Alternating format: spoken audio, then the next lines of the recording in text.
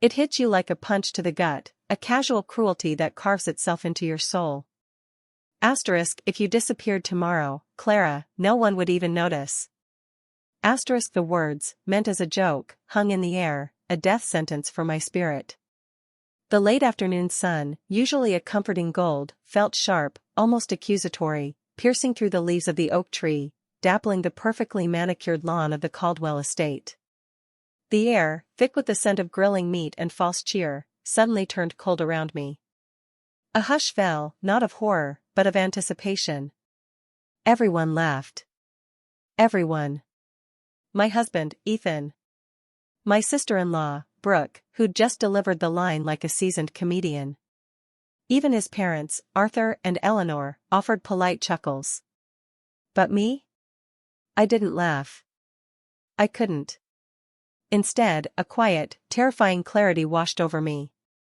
I slowly lifted the half-eaten hot dog in my hand, met Brooke's smug gaze across the picnic table, and every molecule in my body hardened.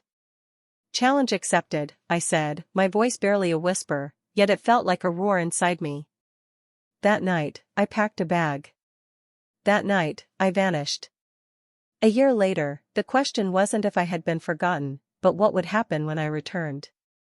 My name is Clara, I'm 34 years old, and for 7 years, I was married to Ethan. 7 years of trying, of hoping, of desperately wishing I could belong to his family. But with the Caldwells, I always felt like an outsider looking in, pressed against the glass of a perfect, untouchable world. Last summer, at their meticulously planned annual barbecue, I harbored a naive hope. Maybe this time, things would be different. Maybe this year I'd finally earn a place at their gilded table. Brooke, Ethan's sister, had other, far crueler plans. We were gathered around the sprawling mahogany picnic table, the clinking of expensive cutlery and polite chatter filling the air. I tried, genuinely tried, to share something of myself, a small triumph about a new graphic design project I was excited about. My voice, usually confident in my professional circles, felt small and hesitant here. Brooke cut me off, her smile too sweet, her eyes glinting with an unmistakable malice. If you disappeared tomorrow, she announced, her voice carrying just enough for everyone to hear. Asterisk, no one would even notice. Asterisk, the table erupted. Not in outrage, not in concern, but in laughter. A wave of collective amusement, as if Brooke had just delivered the punchline to the funniest joke of the decade. And then, the ultimate betrayal, Ethan, my husband, the man who had promised to love and cherish me, he chuckled too. It was a soft sound, quickly muffled, but I heard it. I felt it. It was the sound of my world crumbling. The hot dog, suddenly tasteless and heavy, still in my hand. My eyes, refusing to tear up, locked onto Brooke's. I saw her smirk falter, just for a second, replaced by a flicker of confusion. Challenge accepted, I repeated, a vow whispered to myself, etched into my very bones. That night, I packed my bags. That night, I left. What happens when you disappear on purpose, only to reappear a year later, not as a forgotten ghost, but as a fully realized force? This is how it began. Ethan and I met during our final year at university, a world away from the one I'd eventually find myself trapped in. I was buried in graphic design textbooks, my hands stained with coffee grounds from my part-time barista job, every cent earned was a battle won against tuition fees. Ethan, on the other hand, moved through the world with an effortless grace, his business degree fully funded by his parents, the path ahead already paved in gold. We connected over a late-night study session, the hum of the espresso machine our only witness as he struck up a conversation about the tattered novel I was devouring behind the counter. Our romance was a whirlwind, a beautiful, dizzying blur that swept me off my feet. Within 3 months, we were inseparable, each moment a confirmation of a bond I'd never known. By graduation, he was on one knee, a diamond glittering in the lamplight, a ring that cost more than my entire student loan debt combined. I was utterly, completely captivated. His charm, his quick intelligence, what I genuinely believed was profound love, it all consumed me. When we married a year later, I wasn't just stepping into a partnership, I believed I was finally gaining the family I'd always yearned for. The Caldwells. They were everything my own family wasn't, a stark, almost blinding contrast. Affluent, effortlessly well-connected, and tight-knit in a way that felt both formidable and exclusionary. Arthur, Ethan's father, a titan of industry, had built his marketing firm from nothing, his name synonymous with success. Eleanor, his mother, a force of nature in her own right, managed their social empire with military precision, juggling charity boards and high society events. Brooke, Ethan's sister, was a carbon copy of her father, already a junior executive at his company by 27, poised for her own meteoric rise. And Kevin, the younger brother, the designated rebel, still somehow landed a cushy job at his uncle's investment firm. Even rebellion had a safety net in this family. My background? It was a universe apart. I grew up with the scent of practicality, not privilege. Raised by a single mother who worked tirelessly at 2 jobs, I learned the value of a hard-earned dollar and the quiet dignity of genuine effort. My sister, Sophia, and I shared a bedroom, our dreams whispered into the darkness. Holidays weren't about grand gestures but about homemade gifts, potluck dinners, and the warmth of true community with our neighbors. Our wealth was in our connection, not our coffers. The first time I stepped into the Caldwell's sprawling colonial home, it felt like walking onto a movie set, every detail meticulously curated, every surface gleaming. The class differences, initially subtle, became a persistent, insidious hum beneath every interaction. Eleanor, Ethan's mother, would offer compliments on my crafty design work, delivered with a patronizing pat on the arm, as if my profession was a cute little hobby, not a hard-won career. Arthur, his father, would patiently explain basic business concepts to me at dinner, entirely oblivious to the fact I'd been successfully running my own freelance business for years before meeting Ethan. And then there was Brooke. Always with that saccharine smile, always ready to helpfully correct my pronunciation of a French wine or a designer name, her eyes glinting with a self-satisfied superiority. Each correction was a tiny prick, a reminder of my perceived inadequacy. "They mean well, Clara," Ethan would sigh, dismissively, whenever I dared to bring up these little cuts, these microaggressions that chipped away at my confidence. Brooke's just trying to help you fit in. That's how she shows love. But Brooke's love? It felt more like a slow, insidious poison, seeping into the foundations of my life. At our wedding, her maid of honor speech wasn't a celebration of us, but a cringe-worthy recount of Ethan's ex-girlfriends. When we joyfully announced we were buying our first home, she questioned aloud if the neighborhood was really the right fit for a Caldwell. And when I landed a major client, a huge win for my burgeoning business, she wondered, with feigned innocence, if they'd hired me because of Ethan's family connections. Each comment, a tiny hammer blow, chipping away at my sense of self-worth. Despite it all, God, how I tried. I volunteered countless hours for Eleanor's endless charity events, my graphic design skills at their disposal. I referred clients to Arthur's firm, swallowing my pride to help them profit. I remembered every birthday, every anniversary, meticulously selecting thoughtful, expensive gifts. I even laughed at their inside jokes, the ones that stung, the ones designed to exclude me. I changed my clothes, adopted their polished vernacular, and silently swallowed my working-class pride when conversations inevitably drifted to vacation homes in the Hamptons and exclusive boarding schools. I was a chameleon, constantly adapting, constantly striving to blend in. For the first few years, I clung fiercely to my freelance design business, building a modest client list, earning a quiet recognition in local circles. It was my anchor, my identity. Then, the first crack in the facade, Ethan received an opportunity to expand his division at work, a promotion that would require extensive travel.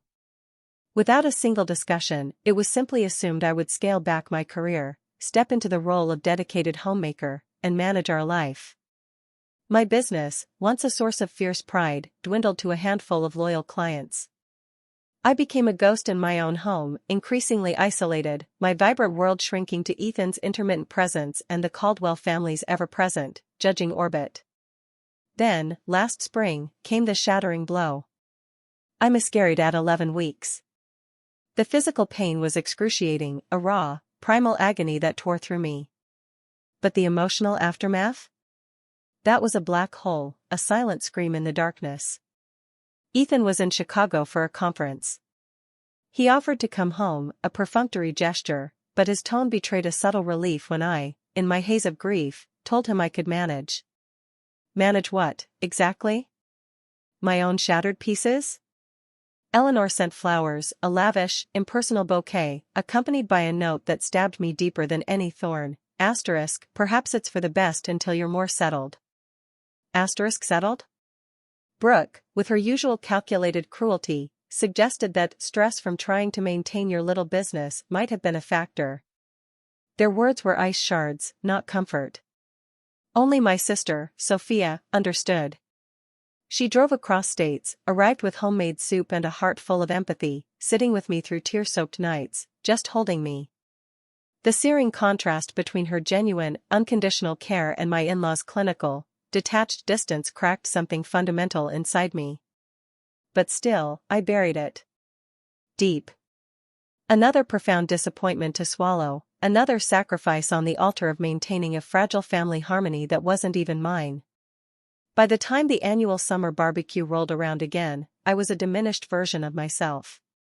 A ghost inhabiting my own body.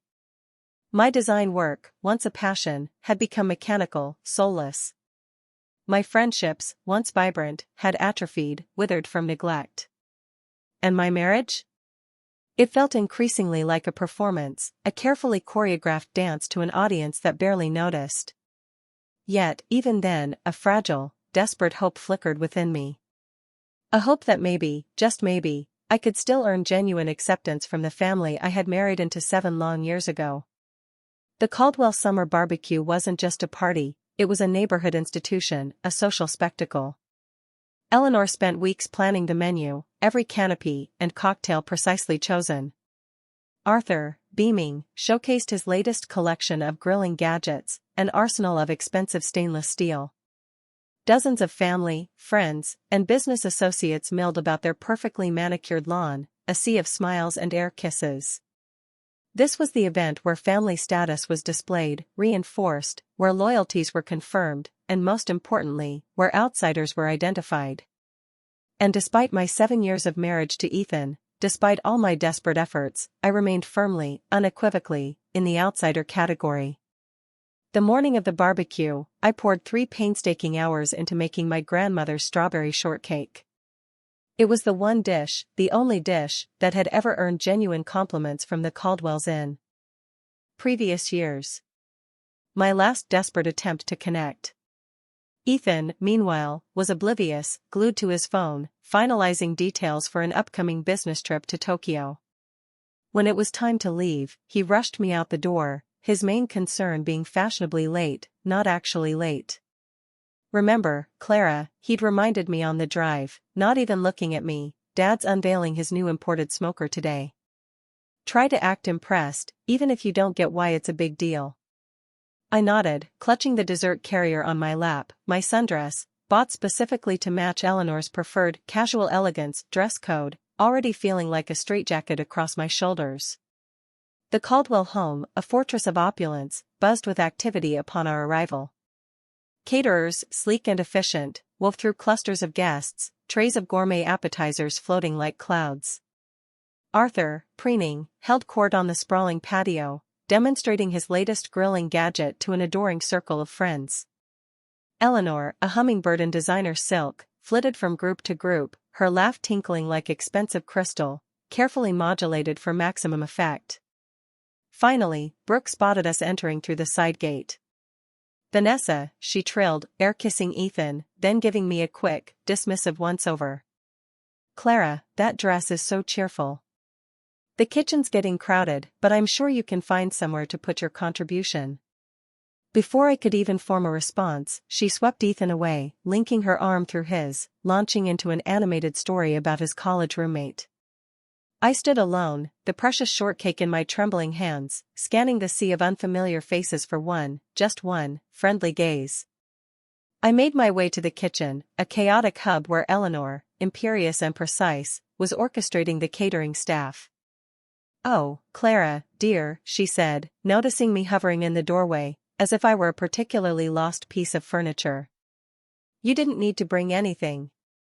We have the patisserie handling desserts. She gestured vaguely towards the pantry, a dismissive wave. But how thoughtful. Perhaps put it there for now. I placed my grandmother's lovingly made shortcake on a crowded shelf, already crammed with other humble contributions from guests deemed unworthy of the main display. As I exited, I overheard Eleanor instructing a server to clear a prime spot for Brooke's authentic tiramisu at the very center of the dessert table. The message was clear. The next 2 hours passed in a suffocating blur of polite smiles and truncated conversations. I'd try to chat with one of Ethan's cousins, only for them to be whisked away by Eleanor to meet someone important. I offered to help set up the buffet, but was told the caterers had a system. I tried joining a conversation about recent films, but found myself unable to get a word in edgewise, my contributions simply ignored. Then there was Mia, Kevin's wife. Married into the family for only 2 years, she received entirely different treatment. Eleanor proudly introduced her as our Mia, the pediatric surgeon. Brooke included her in intimate reminiscences about family vacations she couldn't possibly have attended. Even Arthur, who rarely engaged with in-laws, asked Mia detailed questions about her work. The glaring contrast wasn't lost on me. The bitter irony? Mia looked as uncomfortable with the sudden spotlight as I was with its complete absence. When lunchtime finally arrived, Ethan reappeared at my side, emerging from a morning spent deep in conversation with his father's business associates. "Having fun?" he asked, not waiting for an answer, before guiding me toward the elaborate buffet. We filled our plates, laden with offerings, and joined the main table on the patio. I ended up seated between Ethan's elderly Uncle George, who was hard of hearing, and a space pointedly left open for Brooke, who was still serving herself. Ethan sat across from me, already engrossed in conversation with Arthur about Japanese business etiquette, his attention miles away. Brooke finally arrived, setting her meticulously arranged plate down with a flourish, instantly commanding the table's attention with an anecdote about a celebrity she'd spotted at her gym. Mia asked appropriate, attentive questions. Eleanor beamed with maternal pride. Even Uncle George leaned in, straining to hear her. During a brief lull, I saw my chance, a tiny window to contribute. "I just finished a branding project for that new bakery downtown," I offered, my voice a little too eager. "They're having their grand opening next weekend." Brooke's eyes narrowed slightly, her perfect smile tightening. "How nice. Is that the place with the tacky neon sign? I drove past it yesterday." "The signage is actually vintage-inspired," I explained, trying to maintain my composure.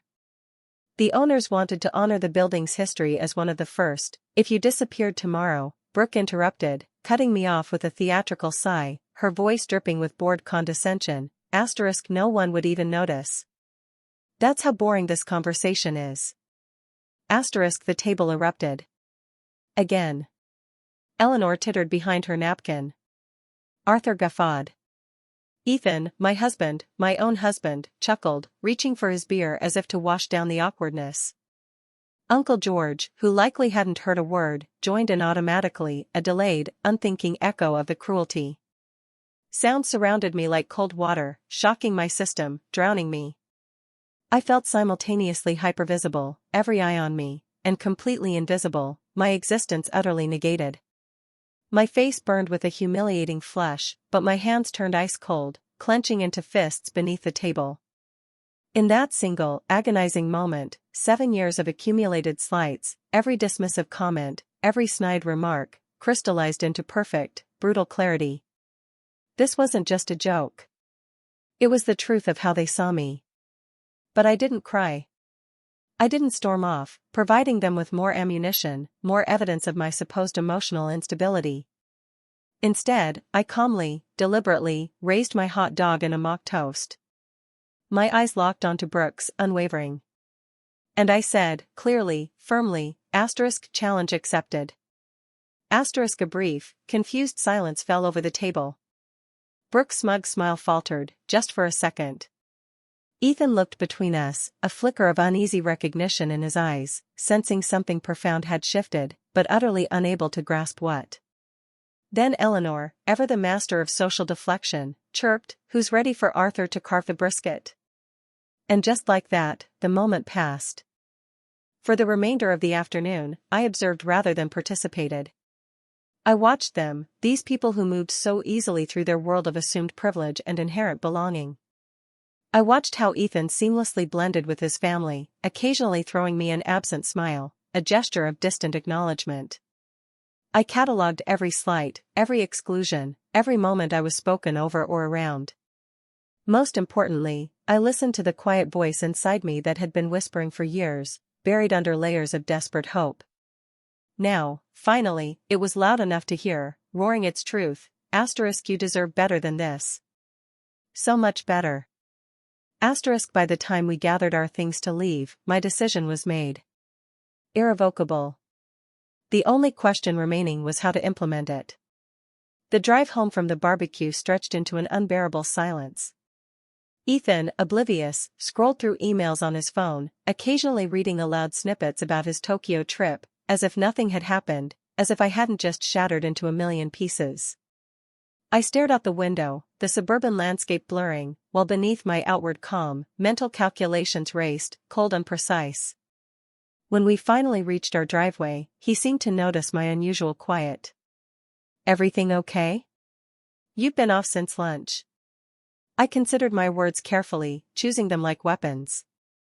"Brooke's joke about me disappearing. Did you think that was funny?" Ethan sighed, unbuckling his seatbelt, a familiar dismissive gesture. "Don't start with this again, Clara. Brooke was just being Brooke. You know how she gets at family gatherings." "You laughed," I stated, simply, damningly. "It was a joke, Clara. Not everything needs to be analyzed to death." He got out of the car, slamming the door, effectively ending the conversation. Ending us, though he didn't know it yet. That night, as Ethan slept soundly beside me, his breathing even and untroubled, I stared at the ceiling, replaying not just the day's events, but the entire, slow, agonizing trajectory of our marriage.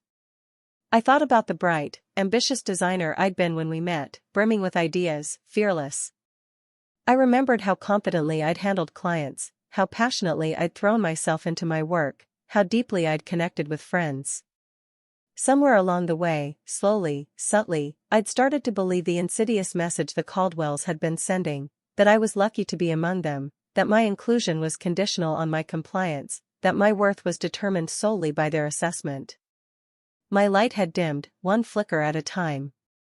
At 2 a.m., I slipped out of bed, careful not to disturb him, and padded to my home office. My fingers, steady and resolute, opened my laptop. Methodical research began: bank accounts, apartment listings in Seattle, where Sophia lived, transportation options, a new life coalescing in the darkness. By dawn, a rudimentary, yet utterly liberating, plan had formed. Ethan left for a morning golf game with Arthur, kissing me absently on his way out the door, his mind already on the green. The moment his car pulled away, the silence of the house was profound. And then, with a surprising, exhilarating clarity, I began to execute my plan. My first call was to Chloe, my college roommate, the one friend who had remained fiercely loyal despite my increasing isolation. "I need a massive favor," I said, my voice shaking slightly, but resolute. "Name it," she replied without a second's hesitation, her unwavering support a balm to my raw nerves. "I'm leaving Ethan today. Can you come help me pack the essentials?" 2 hours later, Chloe arrived, armed with coffee, packing supplies, and a fierce, protective determination in her eyes. We worked with a quiet, synchronized efficiency, identifying what I truly needed versus what could be replaced, what held sentimental value versus what was just clutter. Clothes, personal documents, irreplaceable mementos, and my precious design equipment took priority. "I can store whatever doesn't fit in your car at my place," Chloe offered, her hands carefully wrapping a framed photo of my mother and me. While Chloe handled the physical items, I tackled the financial separation. I transferred exactly half of our joint savings into my personal account, not a penny more, not a penny less. Despite the burning temptation, I meticulously paid my share of all outstanding monthly bills. I made a detailed list of subscriptions and services to transfer or cancel. By mid-afternoon, my car was packed, the distilled essence of my life neatly contained. Chloe hugged me fiercely, a silent promise of friendship, before getting into her own vehicle. "Call me when you're settled for the night, Clara. And I'm proud of you." Alone in what had been our home for 5 years, a home that now felt like a prison, I wrote Ethan a letter. I kept it simple, direct, devoid of emotion. I stated that I needed time away to reevaluate our marriage. I explained I had taken only what was indisputably mine, and had contributed to all outstanding bills. I asked for space, for no contact, while I sorted through my feelings. I did not share my destination. As a final, defiant act, I removed my wedding ring, cold and heavy, and placed it atop the letter on the kitchen counter. Next to it, for posterity, for him to truly see, I left a copy of Brooke's cruel joke, written verbatim, with the date and location noted clinically. No explanation. Just the words. Before leaving, I allowed myself one moment of pure, raw sentimentality. I picked up our wedding photo from the hall table. We looked so happy then, so full of possibility, brimming with a future that now lay in ruins. Ethan's smile had reached his eyes back then. My own face shone with a hope and confidence I barely recognized now.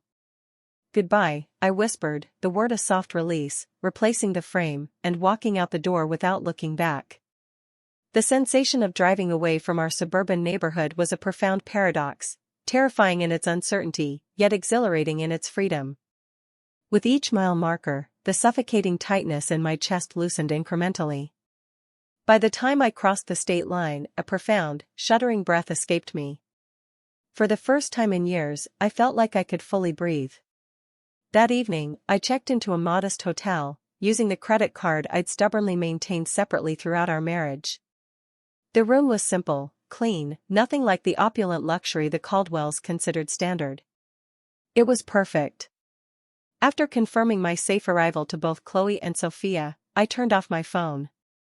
Ethan would be home by now, finding an empty closet, a cold bed, and my stark, unfeeling letter. The thought brought neither satisfaction nor guilt, only a strange, all-encompassing numbness. In the quiet anonymity of that hotel room, I curled under unfamiliar blankets and fell into the deepest, most restorative sleep I'd had in months. Morning brought the first wave of messages when I briefly turned on my phone. Ethan's communications evolved exactly as I'd anticipated, a predictable, almost pathetic, script. First, confusion, * where are you? Call me * then, irritation, * this is ridiculous. Come home so we can talk * followed by a feigned concern, * your mother is worried. At least let her know you're safe * which quickly curdled into anger, * you're being incredibly selfish right now. I have the Tokyo trip in 3 days * finally, a weak attempt at control, * fine. Take your space.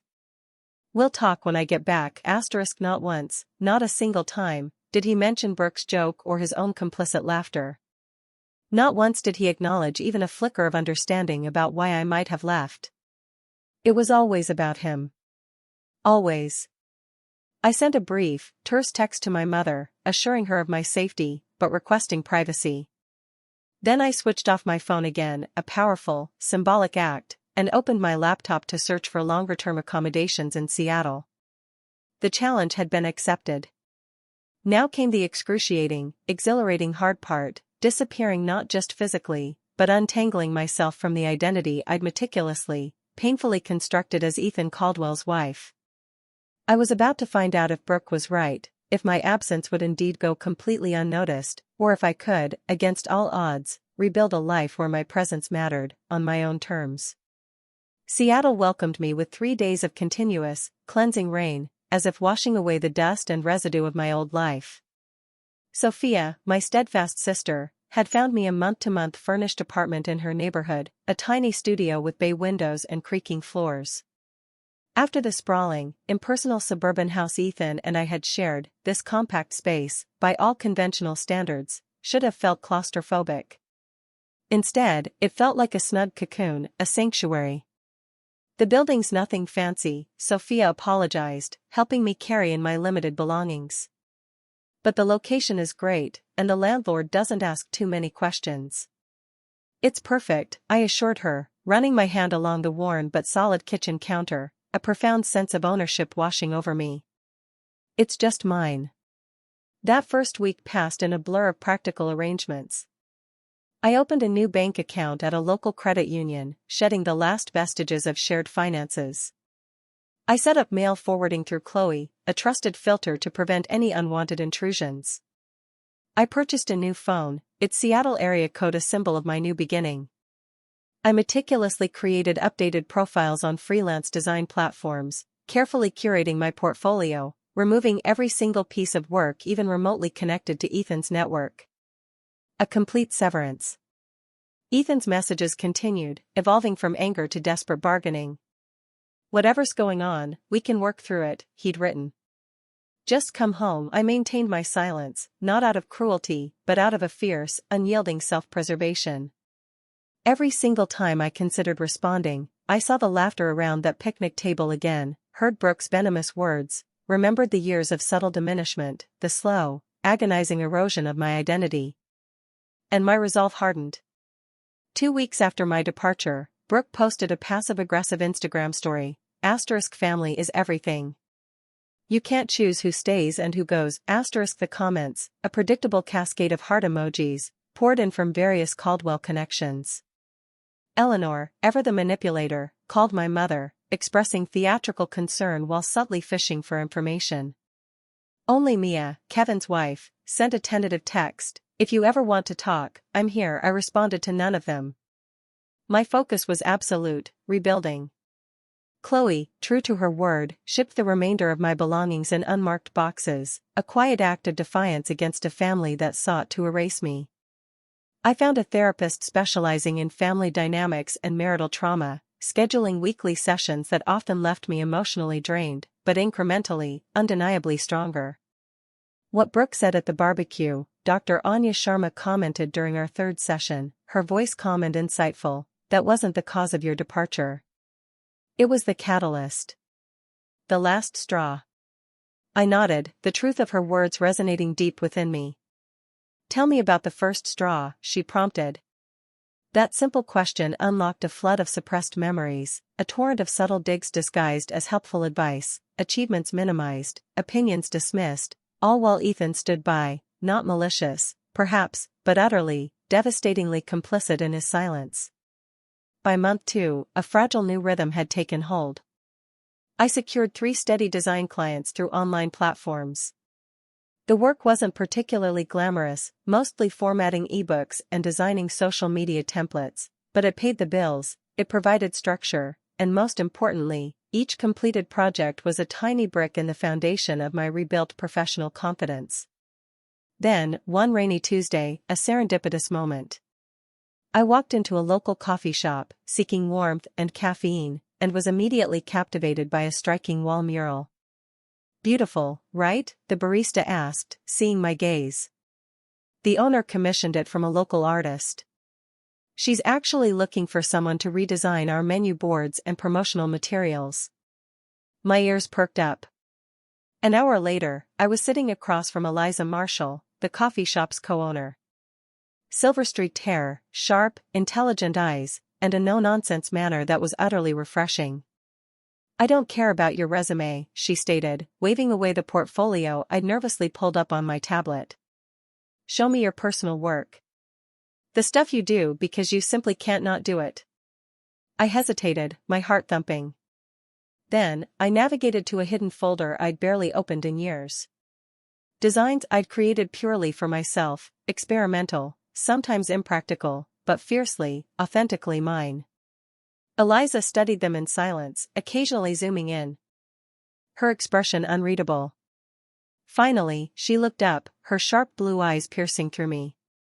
"You've been hiding," she said, not as an accusation, but as a plain, undeniable truth. "These are good.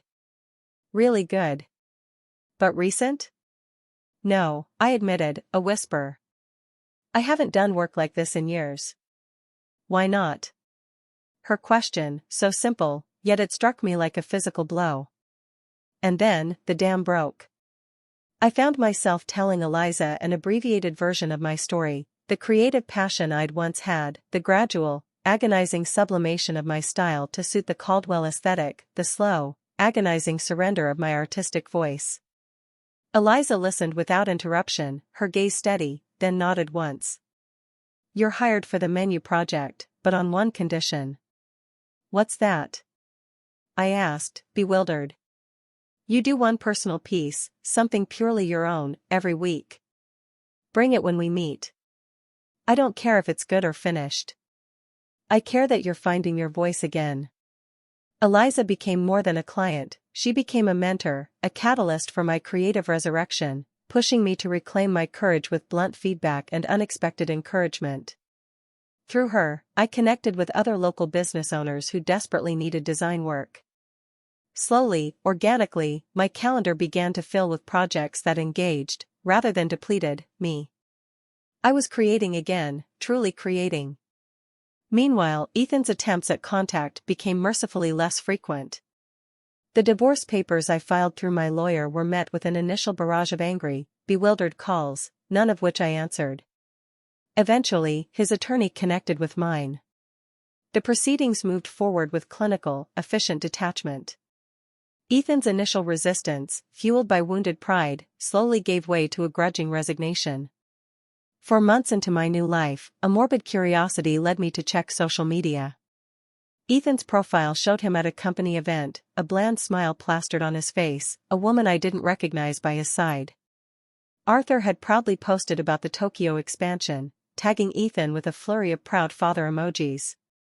Brooke shared multiple photos from a recent family dinner, captioned, *, missing no one.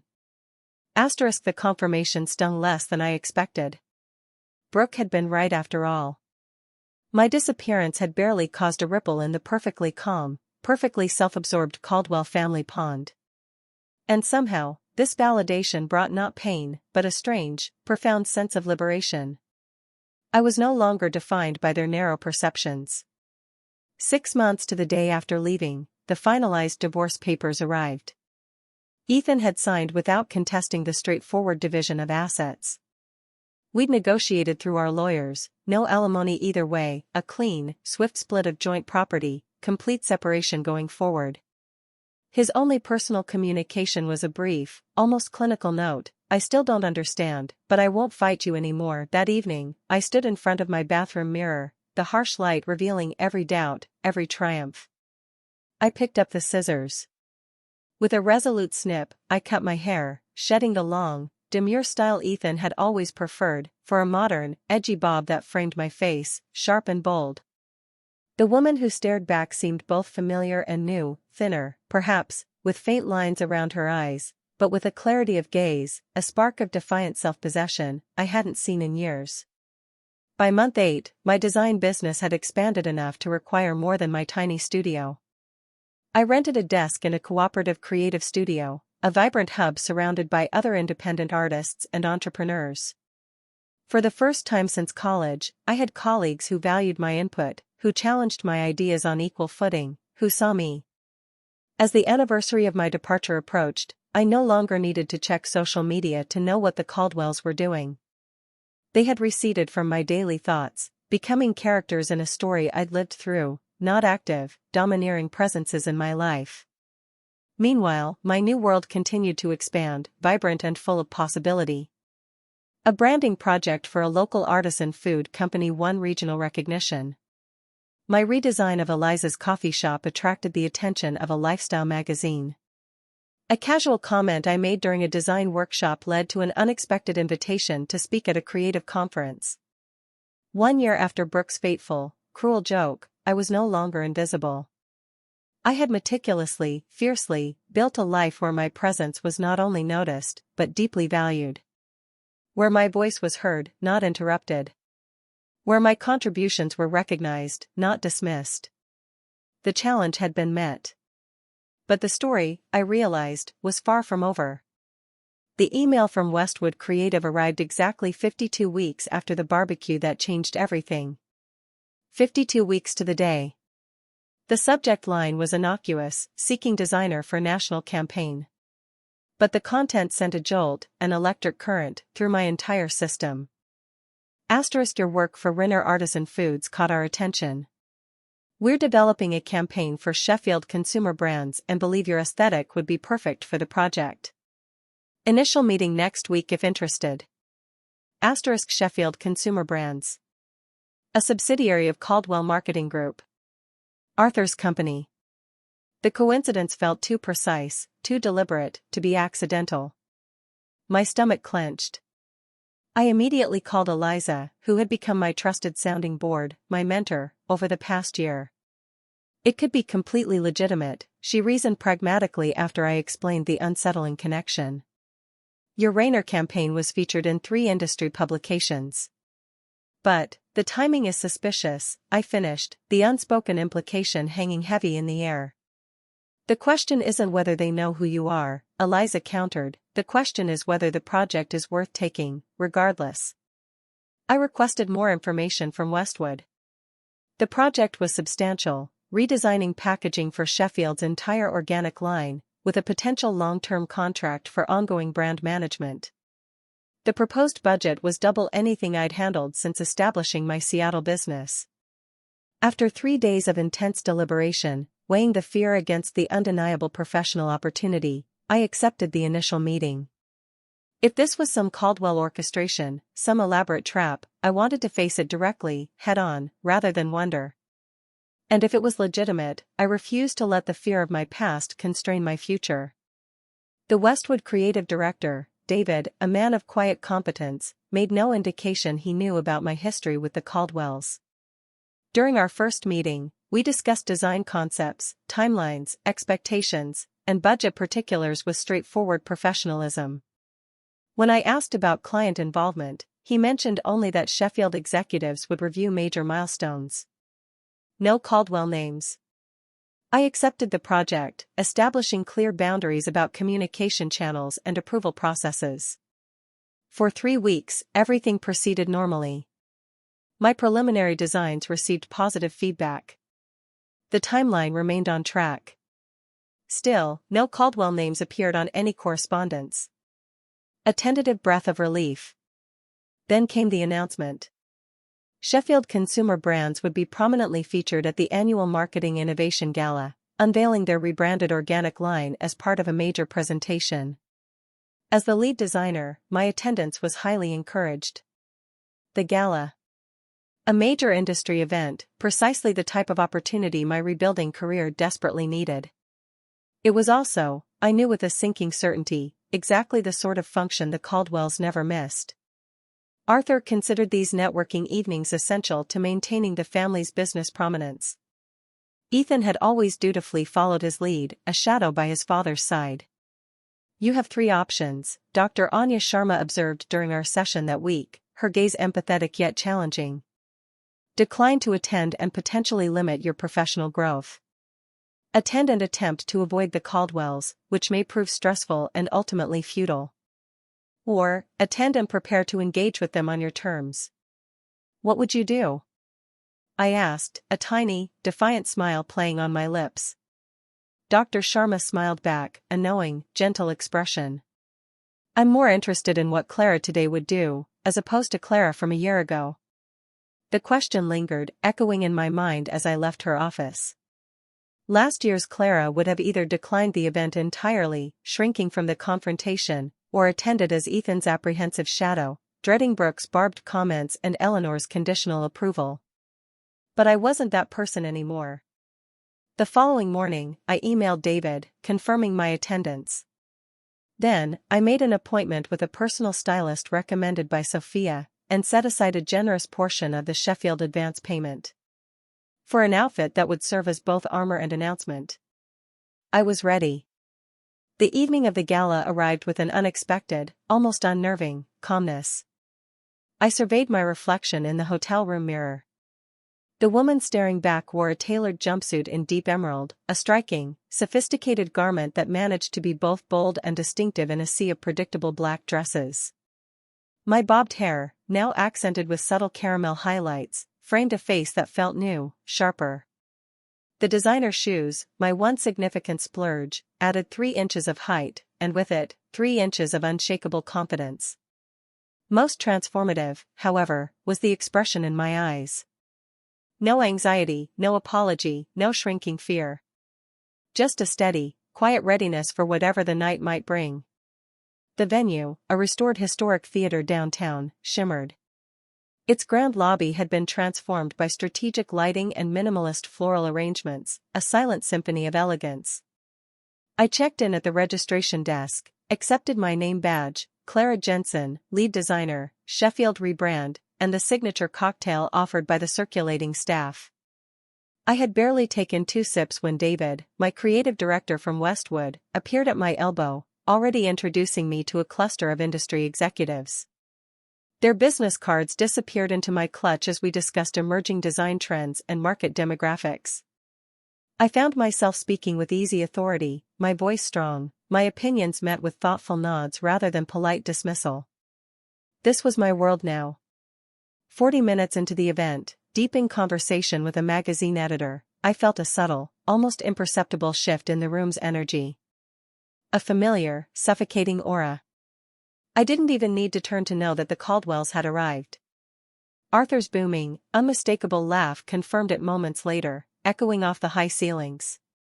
I maintained my position, finishing my point about consumer psychology with unwavering composure, before excusing myself to visit the bar. As I waited for a sparkling water, I carefully scanned the room. Arthur and Eleanor stood near the entrance, holding court, basking in the glow of admiring friends and sycophants. Brooke wasn't immediately visible. And then I saw him. Ethan. He stood slightly apart from his parents, looking thinner than I remembered, somehow diminished despite his perfect, tailored suit. Our eyes met across the crowded space. His widened and unmistakable shock, lips parting slightly, as if to speak, despite the distance between us. I held his gaze steadily, neither smiling nor frowning, my expression unreadable. Then, deliberately, I turned my attention to the bartender, thanking him for my drink. The past was behind me. The first encounter came minutes later. Arthur approached while I was examining the event program, my heart a steady drumbeat.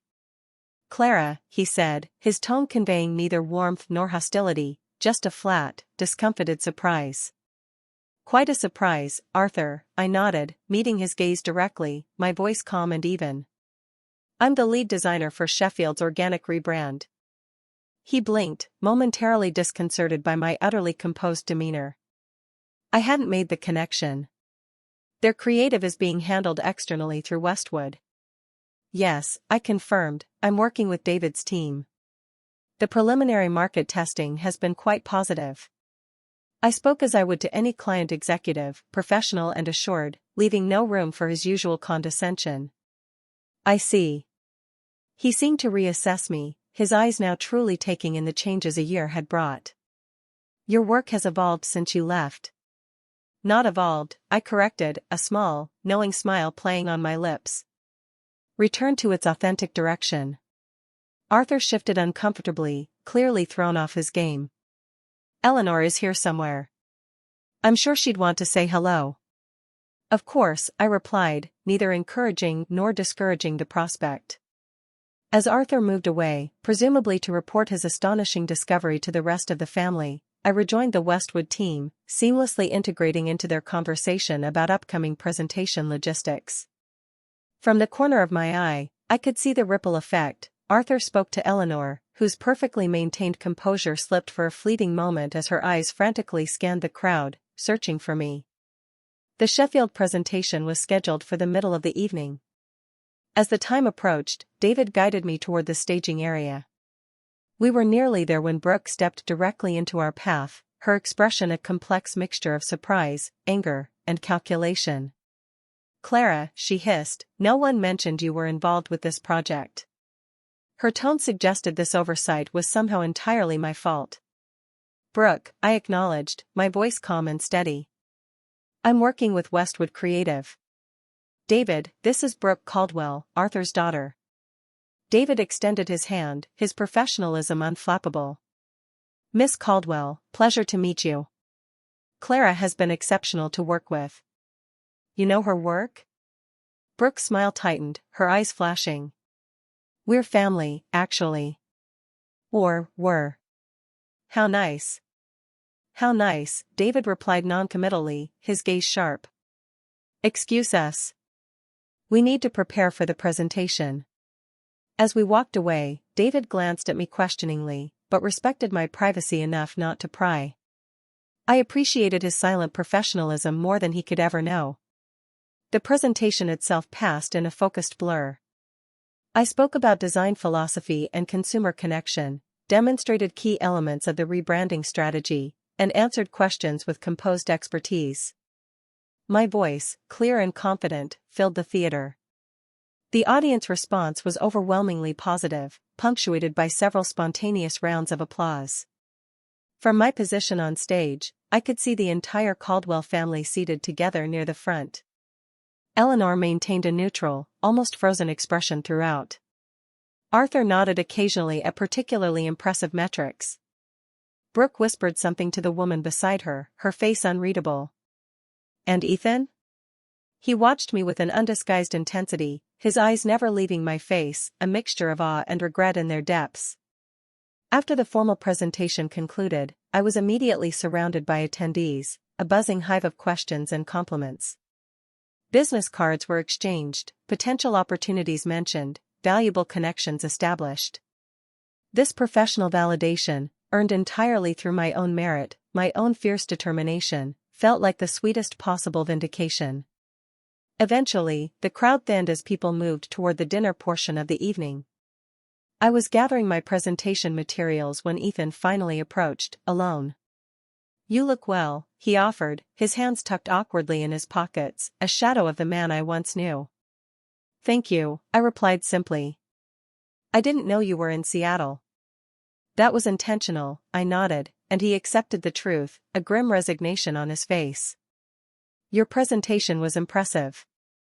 You always were talented.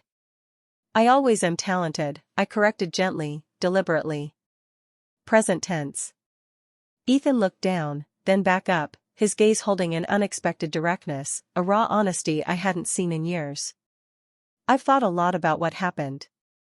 About Brooke's joke, and everything before that. I didn't understand at first, Clara. But this past year has been. He paused, searching for words, for clarity. Clarifying. I'm glad to hear that, I said, meaning it. The path to self-awareness, no matter how late, was still a path. I didn't stand up for you, he continued, his voice tinged with regret. Not against Brooke. Not against Mom.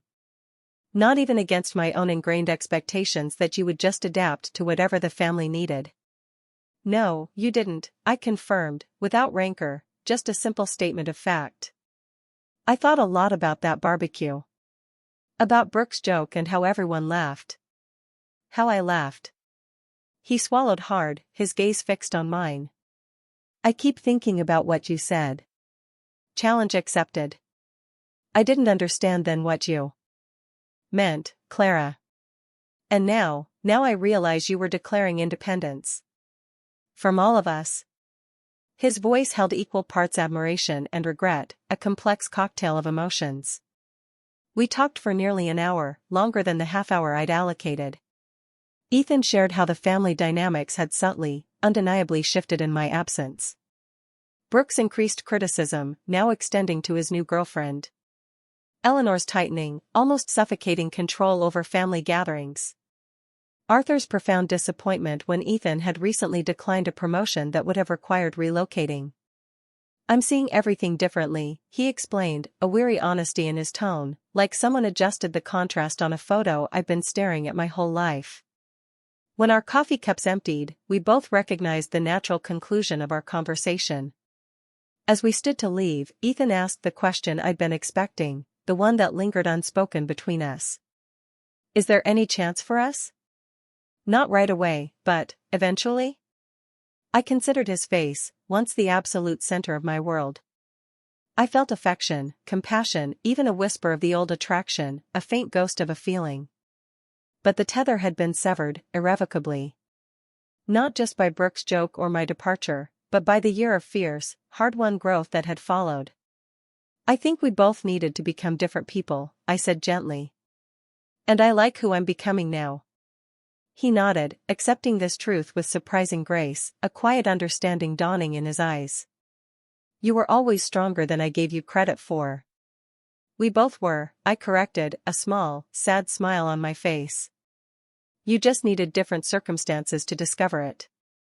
We parted with a brief, platonic hug that felt like a true, proper closure. As I watched him walk away, I realized I truly wished him well in building a life that was authentically his, not just an extension of the Caldwell legacy. The final confrontation came unexpectedly, a last dramatic flourish, as I was collecting my portfolio from the conference room. Brooke entered just as I was preparing to leave, her purposeful stride suggesting she'd been waiting, patiently stalking me, for this exact opportunity to catch me alone. I need to ask you something, she said, without preamble, her voice low and direct. And I'd appreciate an honest answer. All right, I agreed, curious despite myself. Did you take this project knowing it was connected to our family? No, I answered truthfully, meeting her gaze steadily. I discovered the Sheffield-Caldwell connection after accepting the Westwood offer. By then, the contract was signed. She studied me, her sharp eyes seemingly assessing the truth of my statement. And you didn't think to recuse yourself, once you knew? Why would I? I asked, simply, directly. I'm extremely good at what I do, Brooke. This project needed someone with exactly my skills and aesthetic sensibility. The fact that your family company might ultimately benefit from my work is incidental to my professional obligations. So, it's just coincidence, she countered, a sneer twisting her lips, that exactly 1 year after you disappeared, you reappear working on a project connected to us? I couldn't help but smile at her persistent, almost childlike, need to believe herself at the center of the universe. Life rarely arranges itself with such perfect symmetry. But yes, essentially. Coincidence. I don't believe in coincidences that convenient, she insisted, her voice tight with suspicion. What would be the alternative explanation? I asked, my tone conversational, almost amused. That I orchestrated an elaborate, year-long plan, building an entirely new career in another city, establishing relationships with agencies unconnected to your family, all culminating in this specific project, just to spite you? Brooke, that would be giving you far more space in my thoughts than has actually been the case. The blunt assessment landed visibly, a direct hit. Brooke blinked, perhaps for the first time, truly considering that she might not have been central to my decisions at all. At the barbecue, she said after a long, awkward pause, her voice softer, almost hesitant. When I made that joke, it was just a joke. I never thought you'd actually leave. It wasn't just a joke, Brooke, I replied, my tone still conversational, devoid of accusation, but laced with an undeniable truth. It was the articulation of something you'd been communicating for years, that I was dispensable, forgettable, unimportant. I held her gaze. And you weren't wrong, in a way. In the context of your family, I was those things. What I needed to discover was that there are contexts where I'm not. Brooke's composure slipped momentarily, revealing something rarely seen beneath her polished exterior, uncertainty, even a flicker of pain. Ethan hasn't been the same since you left. Ethan is finding his own way, I replied. As am I. And there's no chance of reconciliation? Her question seemed driven by family concerns, by the desire to restore some imagined order, rather than genuine care for either Ethan or me. We've reconciled in the only way that matters, I said, a profound peace in my voice. We've both acknowledged the truth of our marriage and found peace with its ending.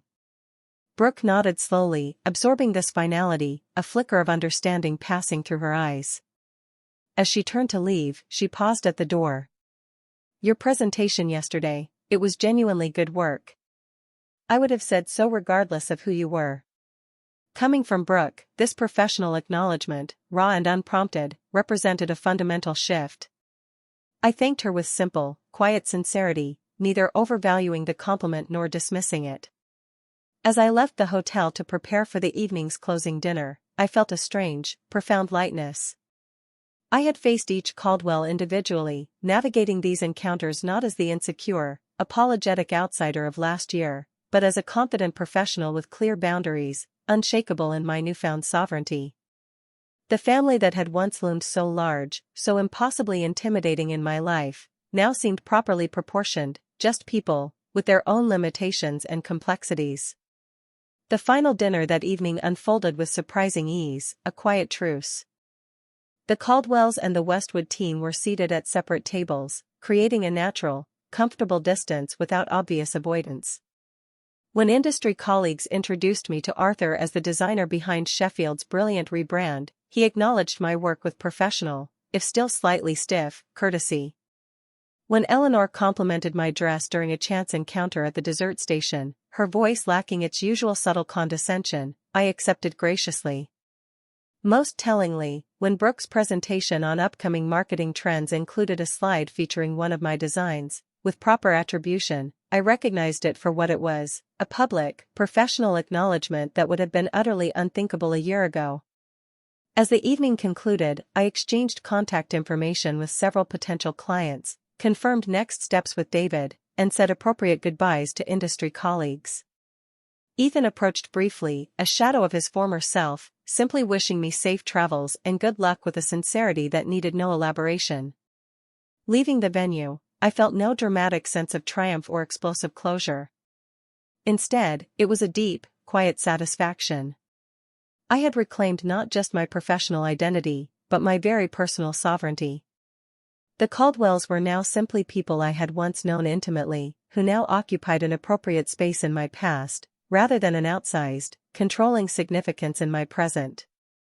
Brooke's challenge, if you disappeared tomorrow, no one would even notice, had been not just accepted, but transcended. I had disappeared from a life where I was diminished, only to reappear, transformed, in my own. 1 month after the marketing conference, I sat across from Eliza at our regular corner table in her coffee shop. Seattle rain tapped gently against the windows, a soft, rhythmic backdrop to our conversation. So, the Sheffield campaign officially launches next week, Eliza noted, refilling my cup from the ceramic pot between us.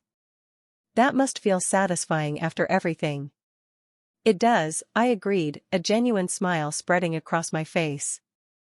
David called yesterday to say, early retailer response has been overwhelmingly positive. They're already discussing extending the rebrand to additional product lines. And the Caldwell connection? I considered the question thoughtfully. It's become professionally cordial.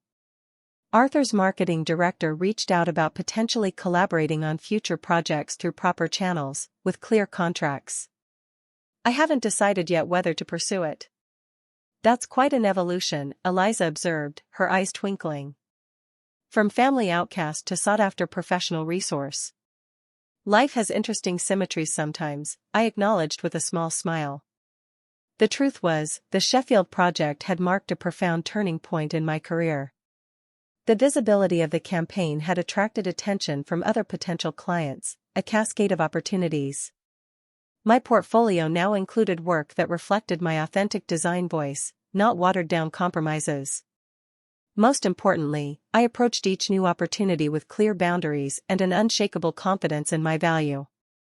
The divorce had been finalized with surprising smoothness. Ethan had been fair in the financial settlement, even generous in certain aspects. We maintained no direct contact, but our respective lawyers reported professional cooperation throughout the process.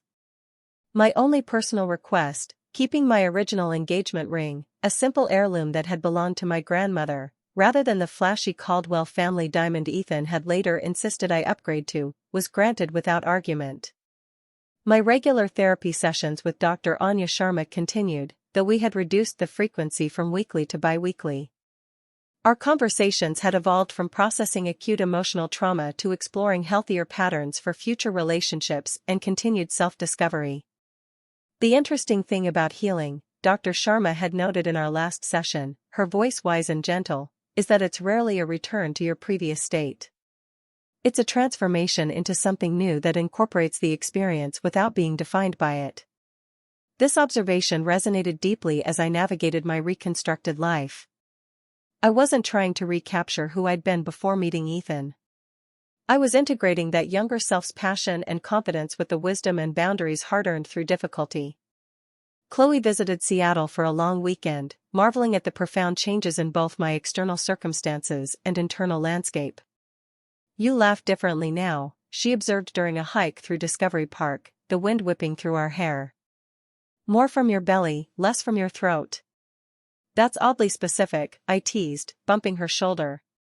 "But accurate," she insisted. "You used to laugh like someone who needed permission. Now you laugh like someone who's giving herself permission." These subtle, yet profound, transformations accumulated gradually. I found myself speaking up in creative meetings without rehearsing my thoughts a dozen times. I began dating casually, nothing serious yet, but enjoying the simple pleasure of connecting with interesting people without the need for immediate definition. I joined a community garden, discovering unexpected joy in growing tangible, living things with my own hands. An unexpected development came in the form of a friendship with Mia, Kevin's wife.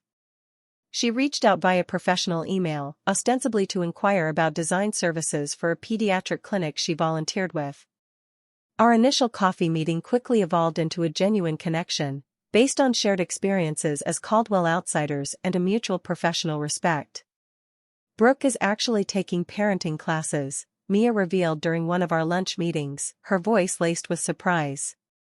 "She's pregnant, and she's determined not to repeat family patterns." The news stunned me.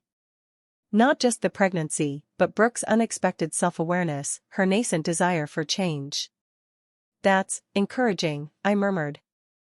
"People can change when properly motivated," Mia observed, a knowing look in her eyes. "The family dynamic shifted after you left, Clara. It made some things visible that had been conveniently ignored." Whether my departure had been catalyst or merely coincidence, I took no particular credit for these evolutions. The Caldwell's journey was their own, just as mine was mine. 6 weeks after the marketing conference, I was selecting produce at a bustling farmer's market when I heard a familiar voice. Brooke stood at the next stall, examining artisan cheese, her pregnant belly now visibly rounding, creating a softer silhouette against her typically tailored appearance. Our eyes met with mutual recognition. After a moment's hesitation, she approached. "Clara, I didn't know you shopped here." "Every Saturday," I confirmed, picking up a vibrant heirloom tomato. "They have the best in the city." The awkwardness between us was palpable, but not hostile. We exchanged brief pleasantries about the market, the weather, the upcoming product launch. Then Brooke surprised me with unexpected directness. "I've been thinking about what you said at the conference.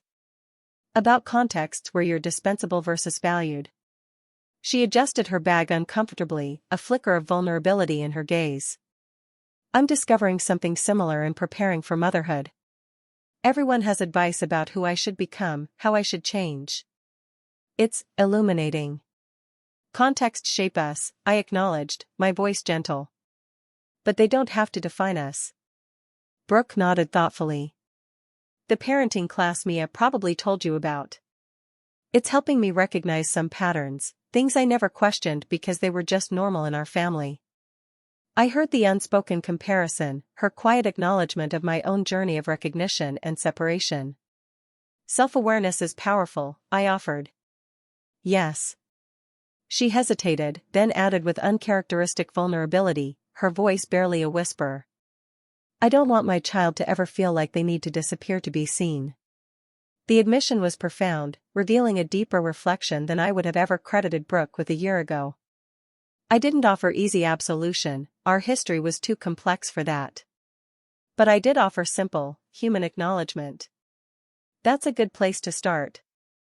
We parted with no dramatic reconciliation, no promises of future connection, just a quiet moment of genuine communication between two adults sharing a brief, authentic intersection in life's journey.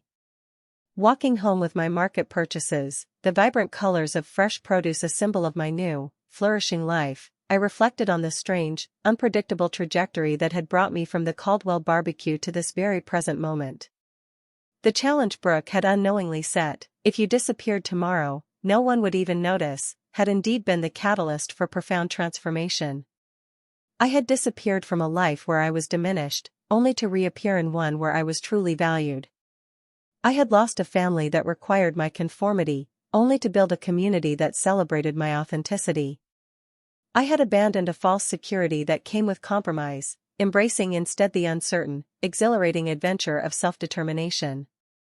Last week, I had closed on a small house near the water, nothing grand by Caldwell standards, but perfectly suited to my needs and purchased entirely through my own earnings. As I arranged my furniture and hung artwork selected solely for my own pleasure, I experienced a profound sense of having created not just a home, but a life genuinely my own. The greatest irony of Brooke's cruel joke was that disappearing had made me more visible than I'd ever been, to colleagues who valued my creativity, to friends who appreciated my authentic self, and most importantly, to myself. The challenge had been not just accepted, but transformed into an unexpected gift. That evening, as the Seattle skyline glittered against the darkening water, I opened my journal and wrote the reflection that had been forming for months, distilling my experience into indelible truth. Sometimes, we must disappear from others' narratives to discover our own. The most powerful response to being unseen is not demanding vision from blind eyes, but finding the context where our true selves are not just visible, but celebrated. The opposite of disappearing isn't being noticed. It's becoming so fully present in your own life that external validation becomes unnecessary. The woman who had raised a hot dog and defiant toast 1 year ago could never have imagined the journey ahead. The woman writing these words could never return to who she had been. And in that transformation lay not tragedy, but triumph. The quiet, sustainable victory of reclaiming one's own life. This isn't just a story about escaping. It's about finding your voice, about daring to be seen on your own terms. Have you ever faced a moment, a casual cruelty, that unexpectedly ignited a fire within you, pushing you toward a life-changing decision? What did you do? Did you stay, or did you choose to disappear, only to reappear stronger? Tell us your thoughts in the comments below. What would you have done at that barbecue? Was Clara's reaction justified? We read every one of your comments, because your experiences, your insights, are what make this community so rich. If this story resonated with you, if it sparked a flicker of recognition, please consider liking this video and subscribing to Reddit Legends Tales Input for more deeply human narratives. Your support helps us bring these powerful stories to life. Until next time, stay curious, stay authentic, and remember, your story matters.